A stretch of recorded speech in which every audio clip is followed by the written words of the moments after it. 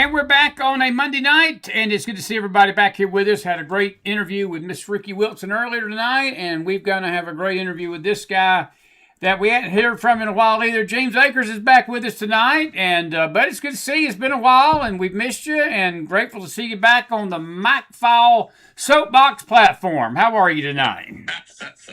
I'm doing fine, Chris. Good to be with you again. Good to be with you, man. I tell you, it's been a wild week and wild time since we've seen you last.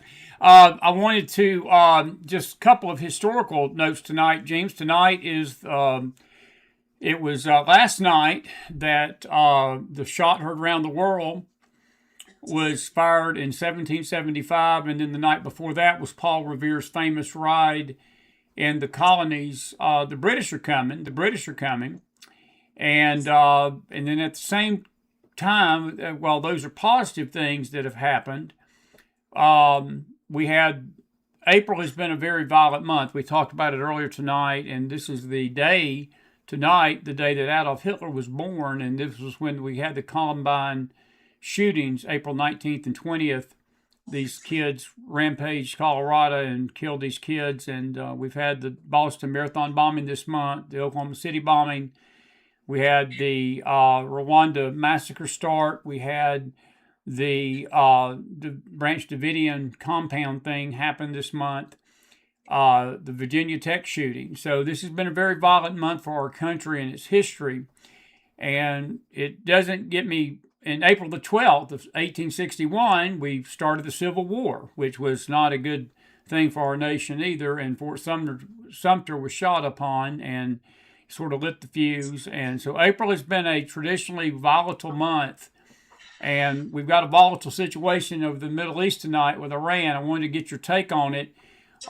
We thought we had a peace deal, which I knew that it was going to be dependent on having to be able to trust the Iranians, which you can't do.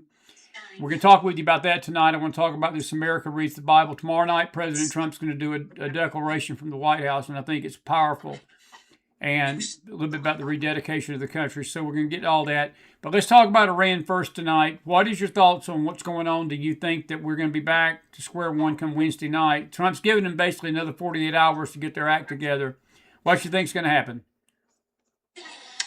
Well, I think he's sort of repositioned a lot of military in the region as sort of the final leverage point, and so I wouldn't be surprised if we don't go back in.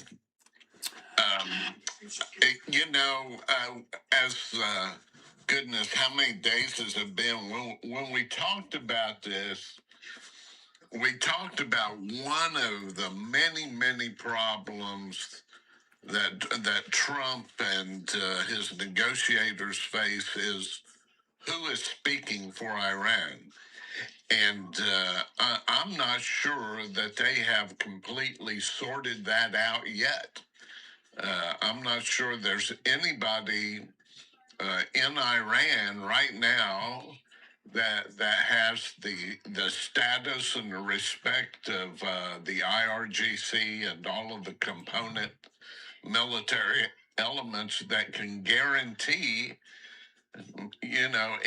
any sort of stability after a ceasefire is agreed to.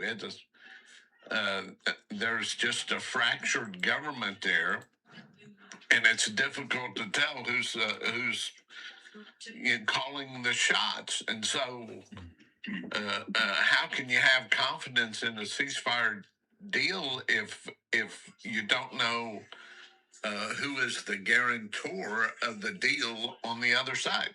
Right. And not only that, but that sets up a very unstable situation too, because there may be an element in Iran, James, that's wanting peace, that does not want to go back into this conflict. But with all these factions that are over there, it's sort of like when the Soviet Union broke up. That was a great fear in the 1980s that Reagan was no longer dealing with one person, and Bush Senior too, because this happened actually the wall fell in 1989 when Bush Senior was president, and we just never knew who we were dealing with. If we had rogue generals over there, and that was a fear that we would get drawn into something that was not even really the government's wishes. But you've got these factions. Do you think that's happening in Iran too? That there may be an element of that nation that wants to talk, that wants to have peace, and they don't really want us to go down this road. Do you think that's it? I just don't know, Chris.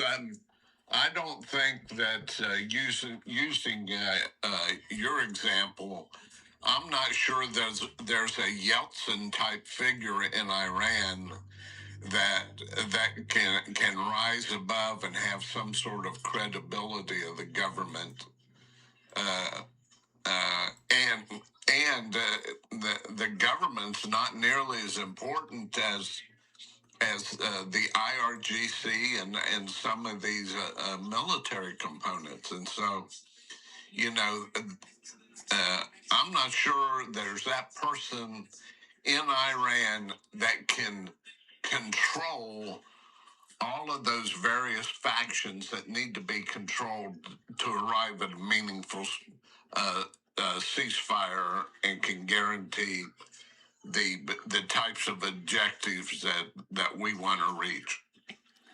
Yeah.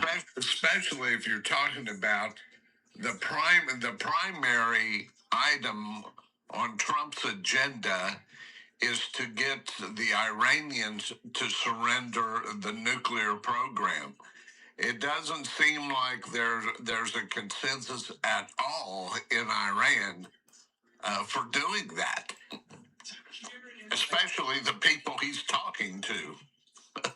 That's very true. I want to ask you, and we'll monitor this, and I mean, we'll see how it plays out. I think that there could be a number of things that can take place between now and then, but I think there's a lot of uncertainty. I know the markets are hoping and keeping their fingers crossed. They were up again today, but I think if this thing goes south, then our economy is going to be facing some uncertainty as well. And gas prices, I noticed today on the way home from the north, they've jumped back up real quick over this. And so I'm hoping that something will get worked out. I do want to ask you some international questions, and I didn't really have a chance to ask Ricky this, but I knew you'd be coming up behind her. And what is your take on Meloni over in Italy and why she has turned on Israel and turned on America? This came out of nowhere. I don't think anybody saw it coming. I know that there were some people that felt like that she was always sort of a chameleon and so forth. But Jeemes, I don't, I really didn't see this coming with her. Did you? No, I did not. You have a number of things taking place in Europe right now. The Spaniards sort of bowing up and refusing to let us use our own bases. How does that work? And you have had the elections in Hungary where you had sort of a right leaning populist that was defeated, and so there are just a number of things going on beneath the surface that influences a number of these leaders to take the stands that they take. But that one has been a surprising turnaround from my perspective, and I'm pretty sure it is from Trump and the administration's perspective. What is your opinion as to why she went like she did and sort of, I wouldn't say, I'm going to maybe use a strong word, but if I know a lot of people have seen this as a betrayal, but it is just like a 180-degree turn. Is there anything you can maybe give us your opinion as to why she might have went this way? Because she was one of President Trump's most staunchest allies for the first 18 months, since she's been in office, she's been very easy and accessible to conservatives, and she's turned full-blown globalist, man. I mean, this is like, you think a demon got in her? I mean, I know that there's a lot of theories out there about money and this and that and the other, but do you have any opinion as to what may have happened to Meloni? Yes, I do have an opinion. I think that that her advisors are paying attention to Italian domestic polls, and they're responding to it. She's responsible for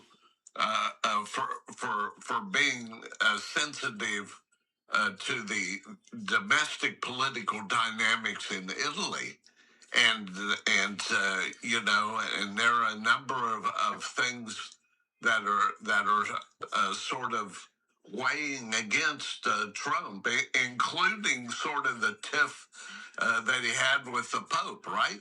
That all of that registers with the Italian electorate, and she is sensitive to those sort of movements within her own electorate. And over on this side of the ocean, we don't see how all of that comes into play. Yeah. Well, let me ask you this, and I'm glad you brought the Pope up because, a lot of people, there's a lot of mixed feelings about what happened there. And I've told folks that have asked me about it, I said, look, Trump does not take things sitting down, and that's what we've come to expect of him. And what he sort of took as the Pope meddling in our affairs because he started going out there and praising Islam, the Pope, speaking of the Pope, praising Islam over the past week, went to Algeria, praised a mosque, basically told the world that we didn't need to be scared of Islam, that we needed to trust them more, which is, that's a joke. I didn't know he had such a sense of humor, our Pope. But Trump didn't like it too much. Trump took some shots at him, and look, but it was long after that Pope took some shots at Trump. And this Pope has always sort of been a needler with Trump. It's amazing to me how it's taken him this long to come out and start doing this. And again, timing's everything. Why would he want to do it right here in the middle of this conflict with Iran when he's had ample time? If he had a problem with our policies in the Middle East, he could have started saying it. You got any thoughts on that? Now, the timing is curious. I agree. And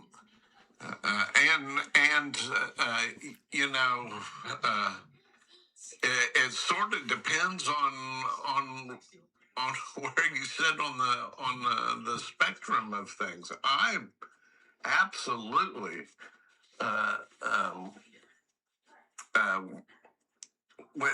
have a different opinion of the Pope and the Pope's pronouncements than my Roman Catholic friends do, I'm sure.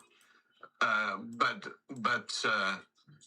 to me, it was, Trump just has that ability to just stir the pot. And I really like his policies. I enjoy it when he takes the stands that he takes. But there are times when he stirs a pot that doesn't need to be stirred. And I'm not sure this isn't one of those pots.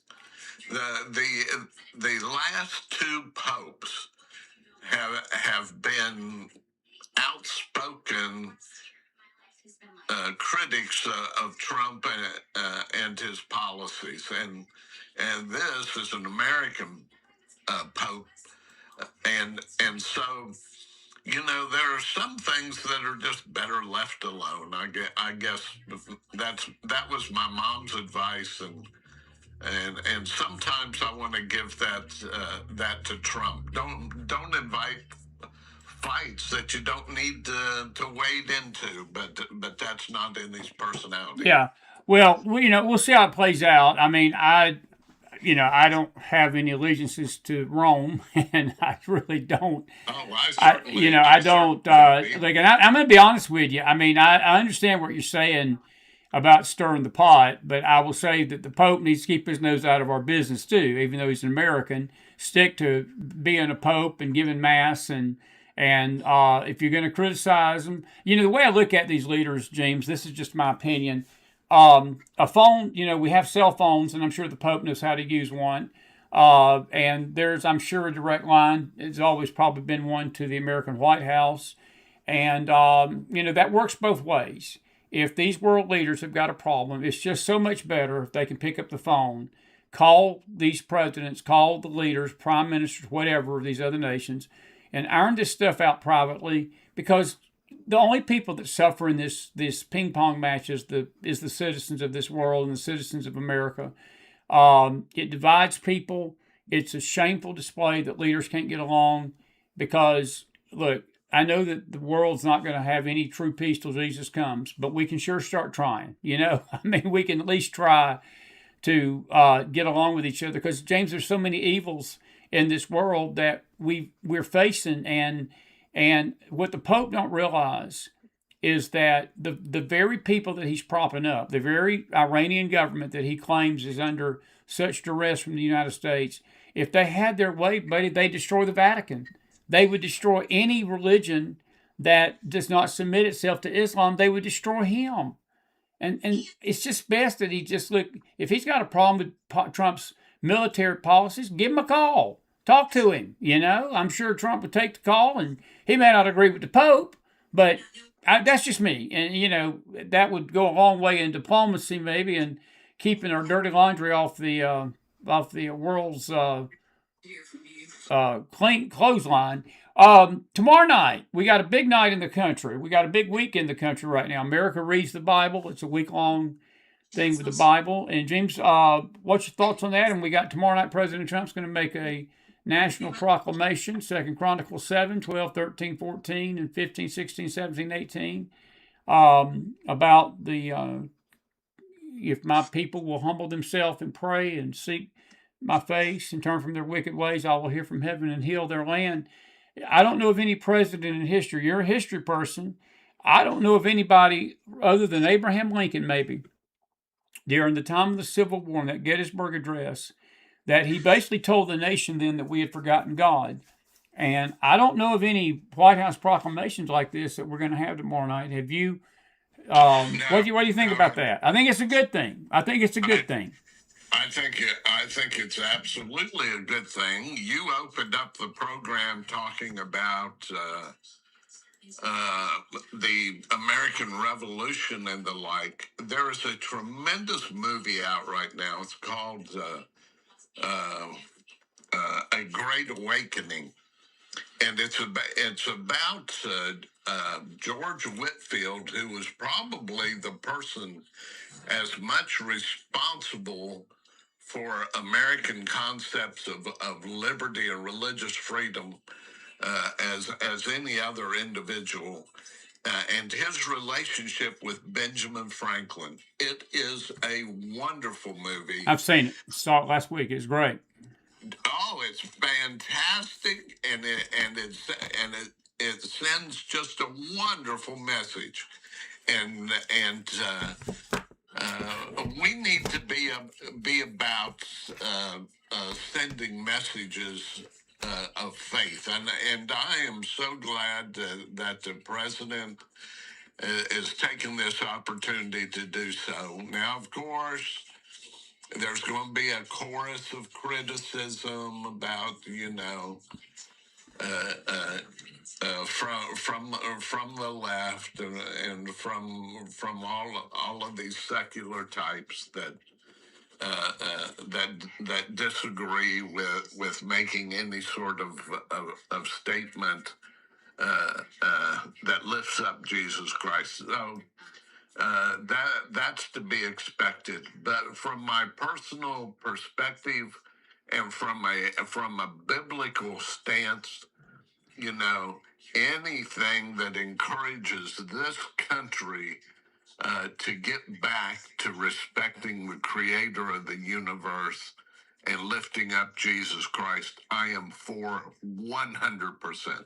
Yeah, well, I am too, and that's why I think that we need President Trump deserves a lot of credit for that, and this America Read the Bible program he's pushing, and then we've got the rededication of the country the 17th of May, and James, look, this country.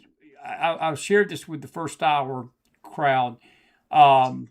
Look, this really does not fall on Trump's shoulders when you get down to it. He should not be doing this. This is not a presidential thing. This should be a pastor thing. It's one reason I got a problem with the Pope. What has the Pope done to bring renewal to America? He's done absolutely nothing. All he's done is promote open borders. He's done nothing but promote Sharia law. He's promoted basically every policy that we can, as conservatives, we would oppose. And he was the same way when he was Robert. He's just, this just because he came to the Pope, it ain't like he had some what do you call it uh, moment of conscience or something. He's been this way forever. And the Vatican elected him. I really believe that they missed it when they didn't put Cardinal Sarah in there. Robert Sarah, he is such a very strong voice, and he came out against the Pope in all this. He said, "Look," he said, we've got to stand for principle and faith and justice, true justice." And so I don't, as far as I'm concerned, again, I believe that I think President Trump deserves a lot of credit, but at the same time, the church, James, should be doing this. The pastor should already be calling the nation back to God. The Catholic Church, all these religions, and that's what we've got. We've got a religious nation that has got a lot of dogma and a lot of orthodoxy, a lot of liturgy. They got a lot of formulas. They got a lot of sects. They got a lot of groups, but they don't have any voice out there telling the nation it's time for us to repent. It's time for us to come back to God. It's time for us to get in the Bible. And this ain't a soap tonight. I'm telling you, this is serious business to me. And again, not ever having a president in my lifetime to ever be willing to get in his White House and do this publicly. I think it's a huge deal tomorrow night. And I think we as Americans need to be grateful for this and take advantage of this moment in history, because we may not have another president that does this ever again. And I think we better take advantage of it. No, scoot over on that soapbox. I'm right there with you. What I am afraid of, though, is that this gesture, as spiritually desirable as it is going to resonate only with a very a small minority of people in this country, and goes against a really strong current of people who just don't care anymore about the things of God. My wife and I went on this cruise in southern France, and one of the places we visited was Avignon. And during the Great Schism of the Church, there were a number of French popes. There were rival popes that happened, and so Avignon is just beautiful city, and we went to what is called the Pope's Palace. Just absolutely beautiful, but empty. You go to these churches in Europe, they are just ornate, beautiful. The artwork's beautiful. Everything's beautiful in the church, and for the most part, they are absolutely empty. We had a guide that told us that now in France, for instance, well over 50% of the people don't identify with any religion whatsoever, and the fastest growing segment that does are those that are faithful to Islam, and so you have this dynamic that we as believers are constantly pushing against. This country, unless it comes back, unless there's a revival on the order of the Whitfield Awakening that takes a hold of this country is socially and culturally absolutely in trouble, and that's probably the reason it's not mentioned in Scripture in terms of end of days prophecy. Right. Because we have a choice to make, and the choices that we are making, where is the revival going to come from? From a church that has embraced all of these things that just literally thumb their nose in the face of God and all of his commands.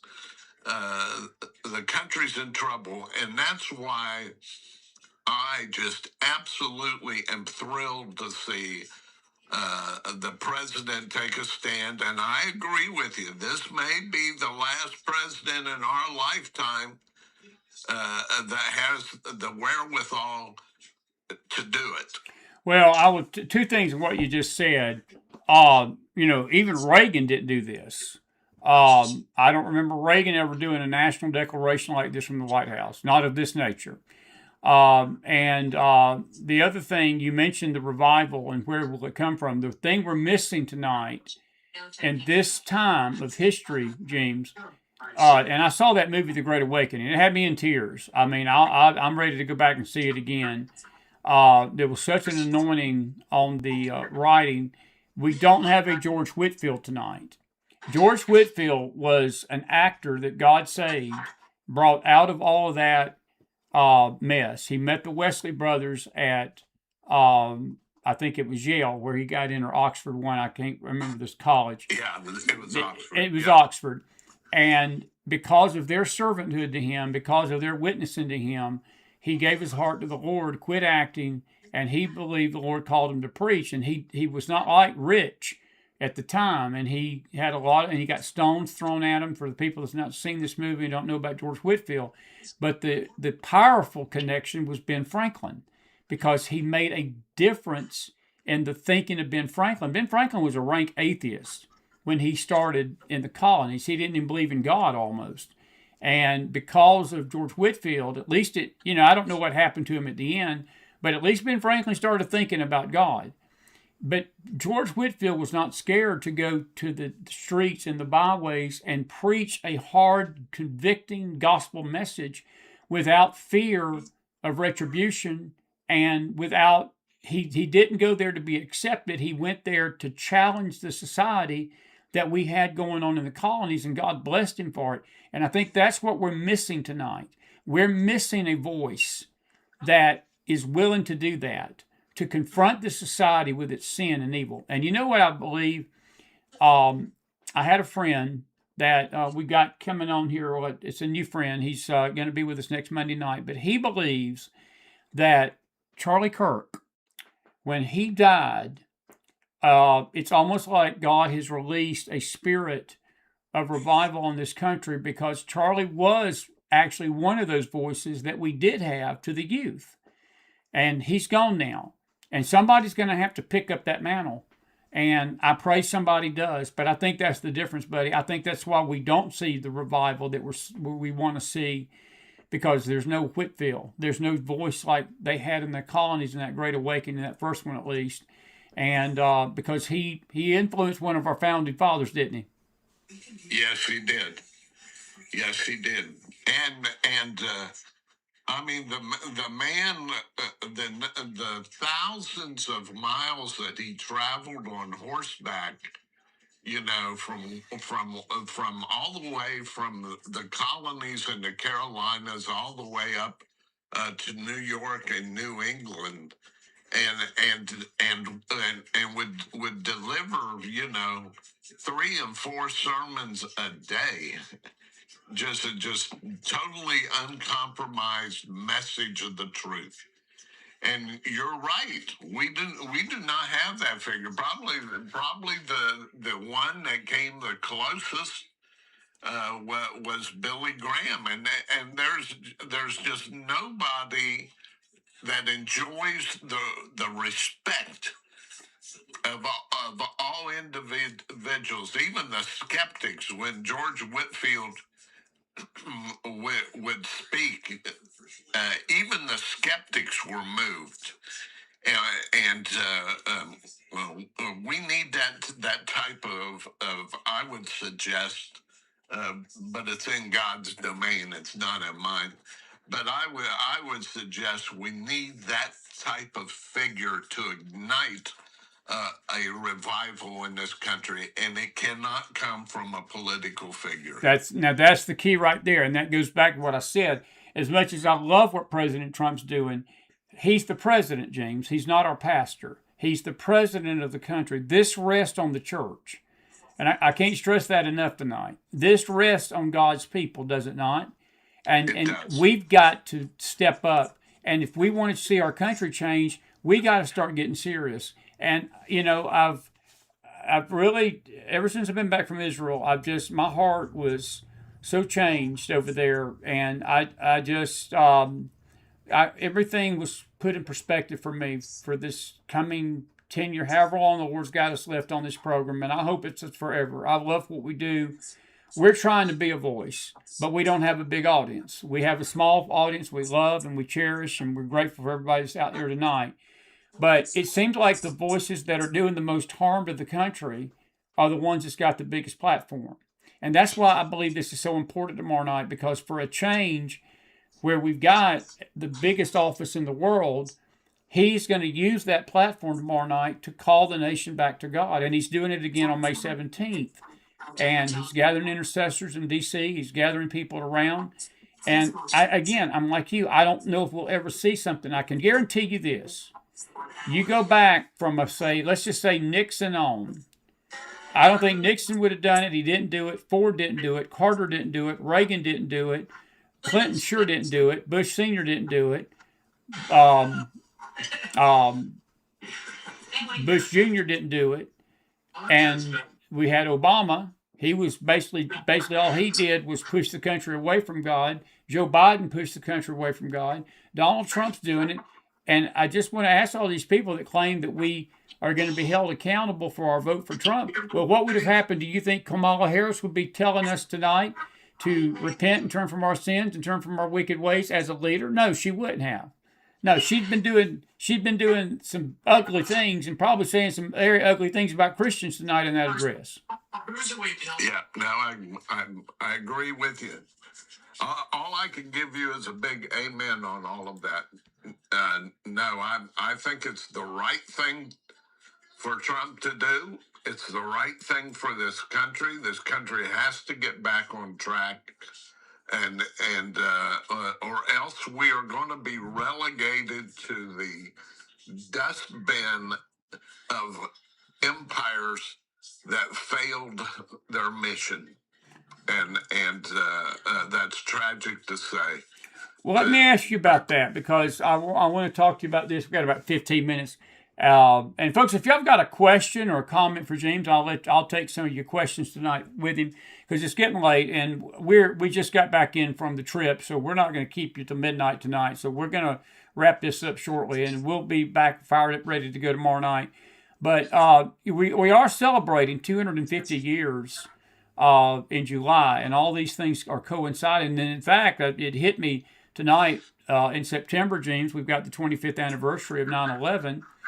And did you ever think that you would see this 25 years later after 9/11, that we've got a Muslim running New York City that is basically chanting death to America by his speeches? He may not be coming out and saying exactly that, but by his policies and by the things he's saying. And then you've got these rabid left-wing bomb Democrats running that are full-blown Sharia law, full-blown Muslim, taking over the country from within. That we would, 25 years after we suffered the worst attack on our soil, that we would be allowing these people to even be remotely close to Washington, D.C., but instead we're opening the door to them to run the country. Did you ever believe we'd be at this place? No. I thought that 9/11 would be a lasting wake-up call, and it was a short-lived wake-up call, and it makes me ask the question: what will it take for God to shake this nation, to get it back to worshiping the one true God? if 9/11 wasn't a wake-up call that lasted, what will the next wake-up call look like? I think you go ahead. Go ahead. And that gets into sort of nightmarish proportions to me. Well, that is exactly the question, the $1 million question I think I've always asked is that, and I've actually said it a few times, that we want revival. We say that, we cry for that. Times are different now. And if we want revival to change a hard-hearted, apathetic nation's heart, it does concern me what God has to do or would have to do to get our attention. And I think you just nailed it. We were patriotic for about a week or two, but we really never came back to God as a country spiritually, even after 9/11. The churches were full, but there were some churches that were full that probably didn't need to be full because they were worse than the people trying to kill us. But I think that is a legitimate question. What is it going to take? And I don't know if we want to know that. I'm not sure we want to see that. And because the price of this could be very, very, very high. I was just reading tonight as we were coming on, there were 8 children shot to death in Shreveport, Louisiana, over the weekend, yesterday. That has added to another violent April. And with these violent acts, the bombing of the Boston bomber, the Oklahoma City bombing, the Columbine High School situation, the Virginia Tech situation, the Rwanda genocide, which was basically started because of the inability of this nation to define genocide as genocide. And we've got all of these terrible things going on in the month of April through the history of the years. And none of those have moved the barometer, James. None of those have faced us. We become so hard-hearted as a nation that these acts of violence, they're so they're common in society and part and common in life. I'm trying to spit that out. They become so commonplace in our society that we become so hard-hearted to it that we just brush it off as being part of the society we live in. That's a scary place to get, is it not?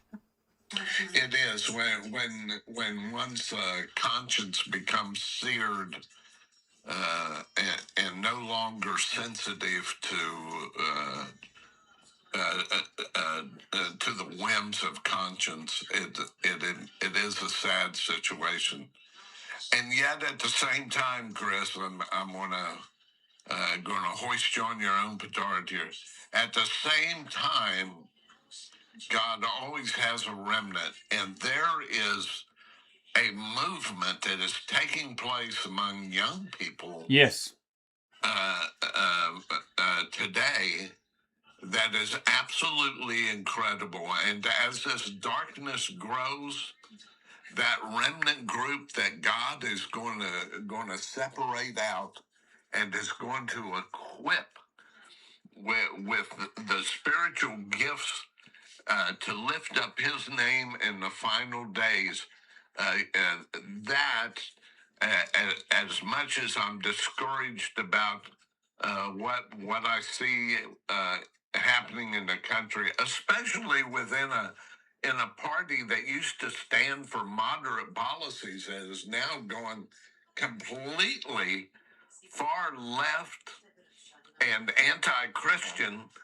There is this remnant group that God is starting to pull together that are going to accomplish some amazing things.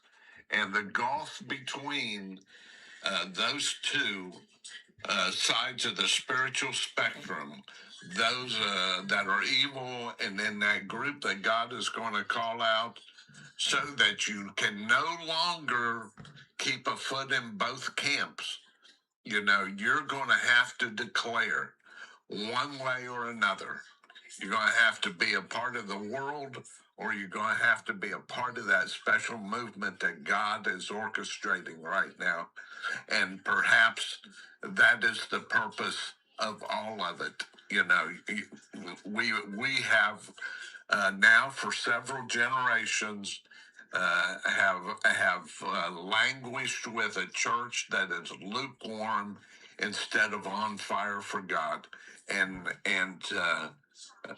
in these desperate days that are to come, I think that church is going to stand up and shine and be the bride that God intended it to be. Yeah. Carol Smith's got a great question for you, and we ain't even talked about Israel tonight. Israel's going to be celebrating their Memorial Day tomorrow. It may have started even today. I've been so out of it today, getting home and getting my cobwebs out from this trip. We had a beautiful time in South Dakota. We really did. Does Israel and Lebanon, does this peace deal hold between them? Because that's another player in this Iranian puzzle that not a lot of people are talking about. Those Hezbollah terrorists who are funded by Iran have got to be willing to put their weapons down too. You think that's going to stick? Well, the people of Lebanon are returning to South Lebanon. They think it's going to stick. And, I think if Netanyahu had his druthers, he would have rather had 2 or 3 weeks for them to turn their full attention to Hezbollah. But I think their hand was sort of forced by Trump as a part of this greater Iranian peace deal. So will it stick? No. It won't. There may be a temporary ceasefire. Lebanon, the government will try to apply what pressure it can to Hezbollah. You see, Lebanon was a curious situation and posed a real dilemma for the State Department, because for the first time, you had a group that was on the terrorist list that had legitimate elected positions within the Lebanese government. That was a real quandary for the State Department, and in fact, while I was there, for the intel community as well. And so now you have the Lebanese government that's trying to sort of develop its own legs to stand on, to put pressure on Hezbollah to keep Israel from coming in. You have the American pressure on Israel to arrive at a ceasefire arrangement in Lebanon, and you have Hezbollah, which is going to do everything within its power to regain its former military capabilities that in large part have been destroyed, and not to mention their leadership. And so, in response to your question, you may see a temporary cessation of hostilities. Everybody will play nice for a while, Right. But these the animosity is just too deep, and it's going to spill over again. It's just a matter of time. Yeah, I think anything out over there is going to be short lived. I know prophetically, but I think even right now, Carol, good to see you tonight. It's a good question. Couple of I'm going to address some of these other questions off with myself. I just was looking to see if there was anything about the country tonight. Well, that's good, buddy. Listen, I appreciate you being with me tonight. I want you to wrap us up. It's almost 11 o'clock anyway, so we're going to wrap this up tonight. But go ahead and wrap us up, and I'm going to get you back on. I know we're going to make it for lost time. You know, you're on salary down here, and these big bucks you're getting paid to come on my network, Akers. You know, you're going to have to, pick up the volume, pump up the volume a little bit. Get back doing it, and pull your fair share. No, but seriously though, it's been good. It's been great to have you tonight. What's your final thoughts tonight on this Monday night as we wrap this up? Well, again, you know, uh, uh, it is the way I like to close these things out is that God is not shaking nervously on his throne with the developments that are happening. No, I agree. He has orchestrated things from the beginning to the end, and it's all moving towards his purpose. And the most important thing is for an individual to get his life aligned with the purpose and the mission in their life that only Jesus Christ can satisfy. And in terms of the Middle East, I think we're in for a rocky road yet ahead. The Iranian blockade runner that was Chinese and carrying these dual use types of ingredients today sort of adds a new wrinkle. The Chinese wrinkle will play out in deeper detail, I think, over the days ahead. And so it's a perilous world. You need to get yourself right with Jesus Christ. I couldn't have said it better, buddy. I got to ask you a question since we're baseball fans, and both our Braves and our Reds are really burning it up right now. But I've got to throw this out there because we Southerners, we don't really hate teams, but there are just certain teams that we enjoy seeing losing. And I would just say this to the New York Mets. If I would have been you, I would not have ended the Jewish night that y'all did. They were going to honor the Jewish people, so they're not going to do that this year. And the very day that they started dancing with Mandami, the mascots, since that day that they shook hands, and I think it's Sid Rosenberg up in New York, one of the disc jockeys up there, he said he would thank every Major League Baseball team that would beat the Mets after that.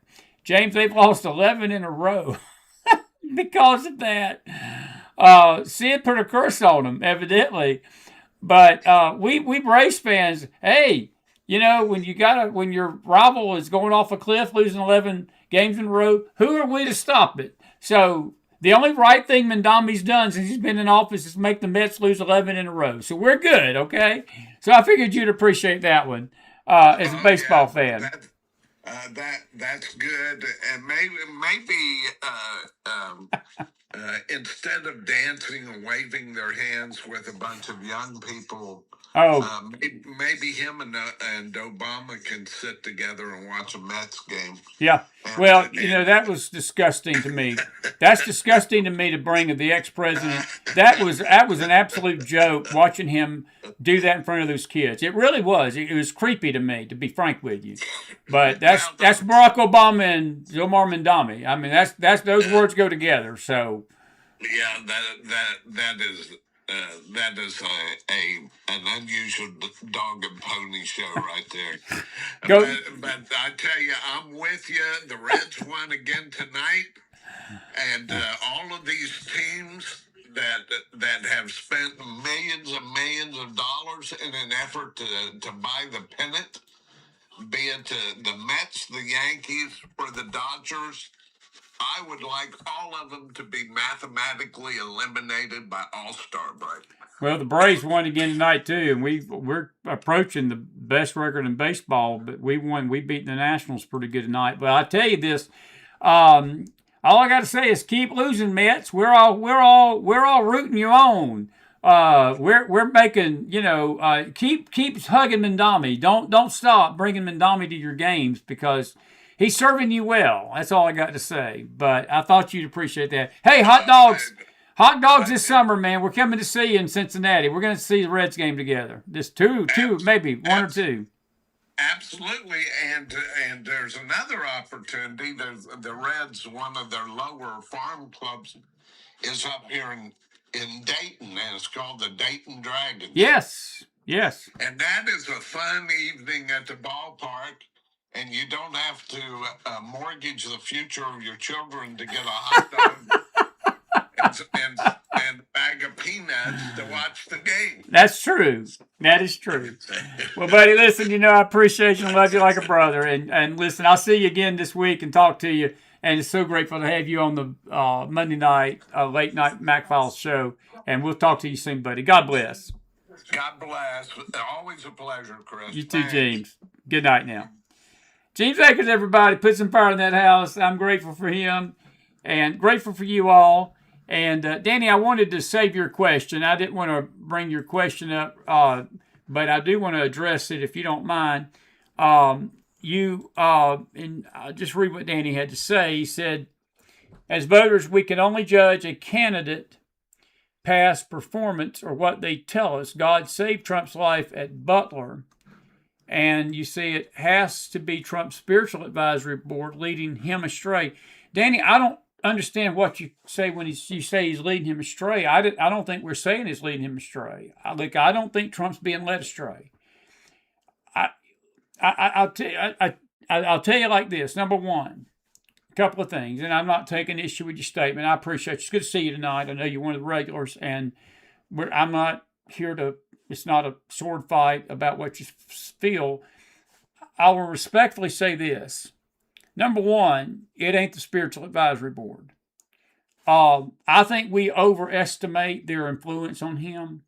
I think people have some axes to grind with some of those people on that board, and a little jealousy, and they just don't like some people that's on that board. So to have a great boogeyman so they can chop up and axe up and slander and throw a little dirt on some of them, it's easy. That's easy pickings. That's easy pickings to blame the spiritual advisory board for Trump's decision making. I don't think Trump listens to them.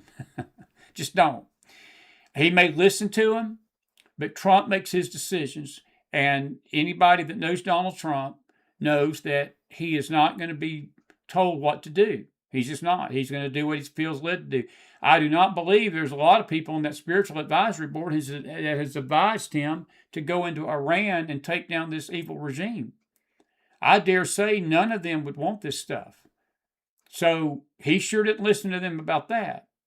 And, this America Reads the Bible is actually coming from the Bible Museum. This ain't coming from their, most of those people that he has around him are just to take a selfie with him. They don't even have any spiritual faith. But I don't blame them for this country. Danny, the problem is us, the people. We the people. And we can blame that spiritual advisory board all we want to, and that's why we are in the mess we're in.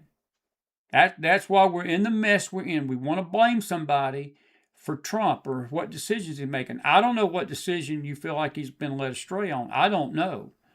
But I personally don't think he's been led astray.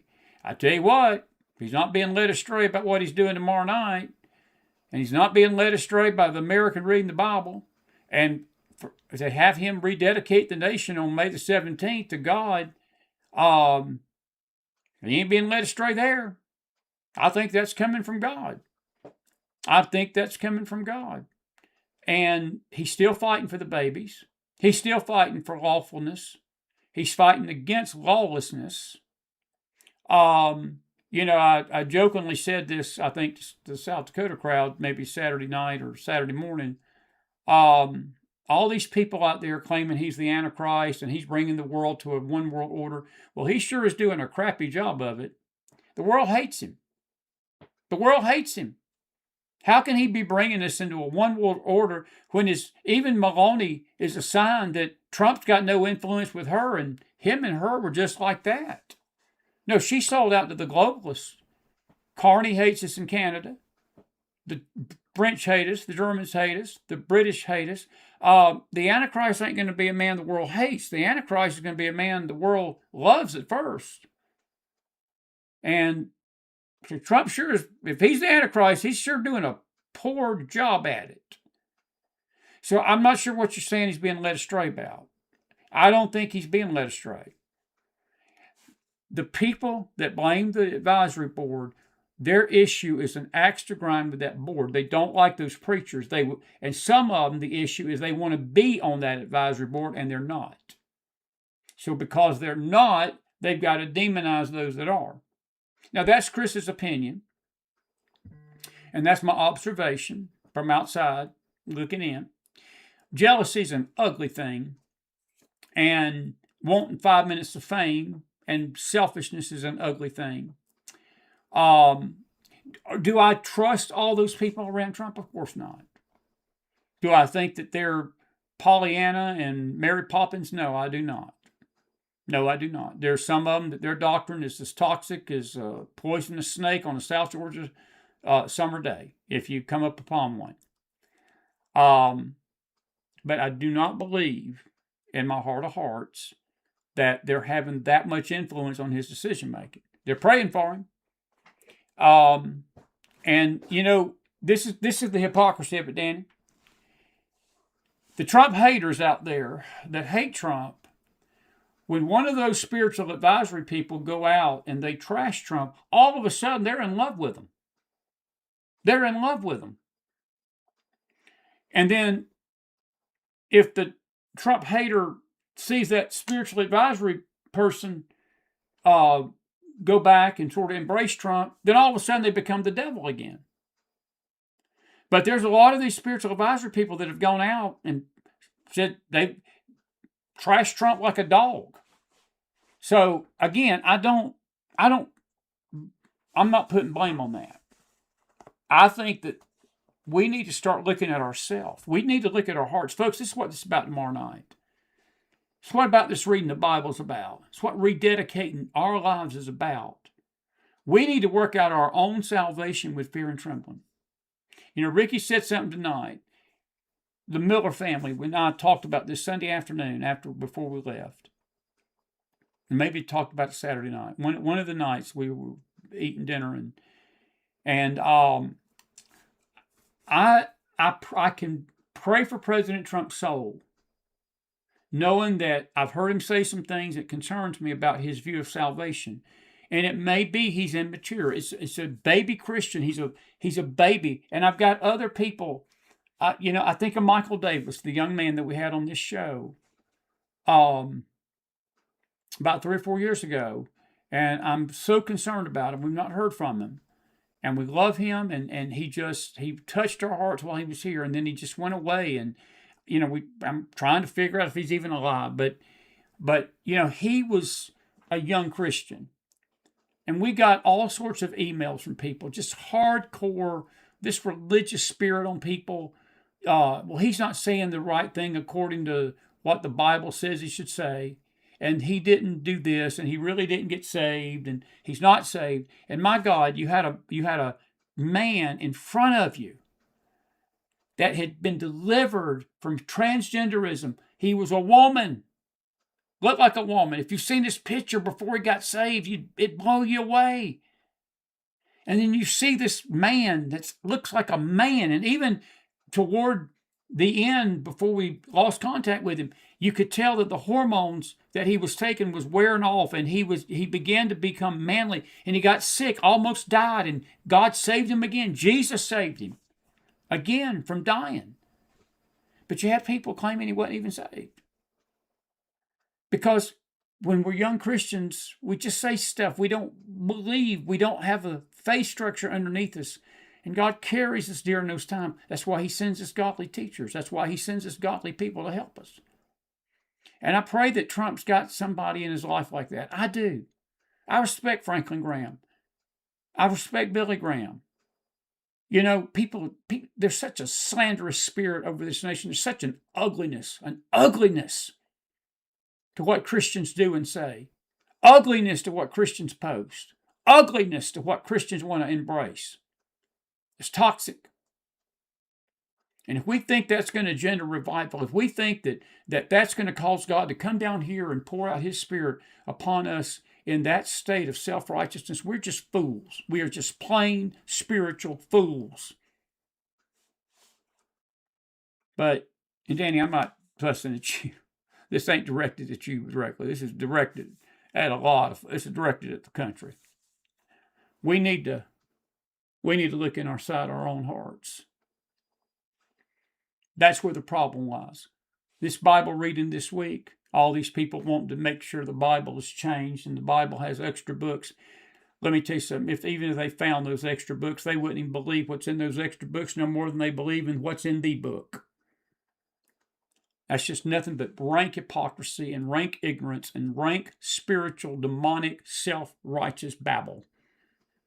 It is nothing but a show. It is nothing but for attention. It is nothing but to get clickbait. It is nothing for people to make them think that they're so spiritual and knowledgeable and intellectual and they figured this all out. And neighbor, we don't have it figured out. If we had it figured out, you'd be seeing a revival in this country tonight instead of the tilt toward Islam that we're going.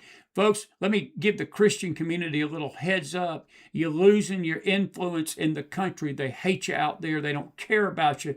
We're losing this nation to Islam. We've got 2.3 billion Christians. Islam has got 2.1 billion adherents in the world, neighbor.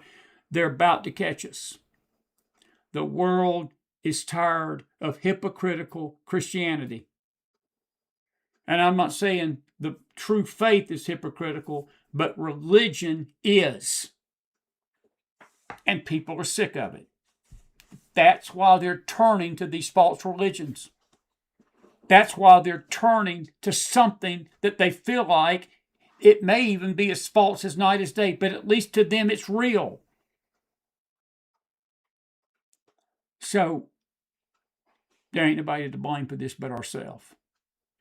We have nobody to blame but ourselves. And we don't have an advisory board to blame. We don't have Trump to blame. We don't have a preacher to blame or anybody else. We've got ourselves to look at tonight and say, Lord, woe is me. Woe is me. Woe is me. I'm falling short. I'm not praying enough. I'm not reading enough. I'm not witnessing enough. I'm not where I need to be with you. I got things in my life that needs to be gotten out. I got some attitudes that are just stinky. I got some attitudes, if you can just let me be blunt, that just suck. I don't love my fellow man like I should. I don't help my fellow man like I should. I don't encourage people like I should. You'd be amazing when the Lord gets a hold of your heart and shows you what's in there, how you've got no time to worry about what's in anybody else's heart. And you sure don't have no time to worry about who's advising the president. Now, I have not even attempted to try to get into this Jesus statue tonight. I was watching the television, and even the news people were going all ape over the Israeli soldier that did that. We're going to address that a little bit tomorrow night, and we're going to talk about 250 years of freedom. We're going to talk about the violent month of April again tomorrow night, and we're going to deal with this proclamation. Hopefully, we're going to try to air it live. Last time we tried to do that, they kicked our channel off because of copyright. Just weird dynamics when we try to do that. So, but we will be back tomorrow night, and we'll be back in the morning. Now, you Bible students, we may be a little early. I've got an afternoon plan with my son. He leaves 1 week from tomorrow, and he gets sworn in, and we don't have any time in this crunch this week. We're going to have just a very few days because he's got a lot of things to plan for, and tomorrow is the only day he had to spend with his dad. And so come on in early. We'll probably about 9:30, maybe even 9. Well, I'll let you know in the Telegram room, but we'll have a Bible study, but it'll be early and so forth. But join us in the Bible study if you can every day. That's why I appreciate these Bible students that come in there every single day. They're precious, and they want to study the Bible. That's all they're there for. They're not there to do anything else but just study and learn. And God knows we need that tonight. God knows we need that tonight. We all need it. We all need a revival. But we need to take a look at ourselves, folks. We need to take a look in the mirror. Stop trying to find a boogeyman to blame why the country's like it is and why Trump's like he is. Trump's got to work out his own salvation. But one thing Trump is, he's the political leader of this country. But he's acting more spiritual than most pastors are tonight. At least he's trying to bring the country back to God. At least he's trying to tell us to read our Bible. He's telling us that Jesus is Lord. He's telling us these things with his mouth. And he's telling us these things with his actions. And he's leading this country righteously. He's trying to remove things that God's not pleased with, including lawlessness. But he's got the church fighting him instead of getting behind him and praying for him and basically trying to do the same thing. And when you have that happening, folks, to a nation, let me tell you what we got. It's a word called apostasy. We've got a falling away from the faith, and it's going to take a great awakening to shake us out of it. And at what cost, I cannot tell you. I don't think we want to know. God bless you. God bless your families. God bless this great nation of America. If you enjoyed the show tonight, put some fire in that house. I've been so grateful to see you tonight, and I'll be back here tomorrow. I'm a little tired tonight, so I'm going to let you go. I'm out of gas, and I got to get some rest, get fired back up, but be here with us tomorrow morning and tomorrow night. We'll do it again. Thank you, James Akers. Thank you, Ricky Wilson. Good night.